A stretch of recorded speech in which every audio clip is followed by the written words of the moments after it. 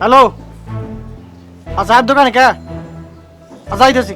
ওই খারাপ চাবান তৈব না, সিগারেট দেবেন শুন, তাড়াতাড়ি দাও। আরে কি করতেছো? স্যার, সিগারেট টাকা। টাকাটা তুমি তোমার নামে লিখে নাও। তোর বিচার আল্লাহ করব। আমার মতো একটা বিধবা মানুষের এত জ্বালান জ্বালাইতাছস, দেখিস তোর আল্লাহ কি করে। এক পুলিশ বেটার অত্যাচারে আমি একেবারে অতিষ্ঠ হয়ে গেছি। দিনের পর দিন বাকি খাইয়া যাইতেছে, যাইতে যাইতে আমার দোকানটার একেবারে লস ফালাই দিতে। চাইতে গেলে কয় কি আজকে না কালকে দিমু, কালকে না পরশু দিমু, এইভাবে করতে করতে 2 মাস 3 মাস হয়ে গেছে। টাকা দেওয়ার কোনো নামগন্ধ নাই, দোকানে মাল নাই, হাতে কোনো টাকা পয়সা নাই। কি যে করি, এইটার জন্য খুবই চিন্তায় আছে।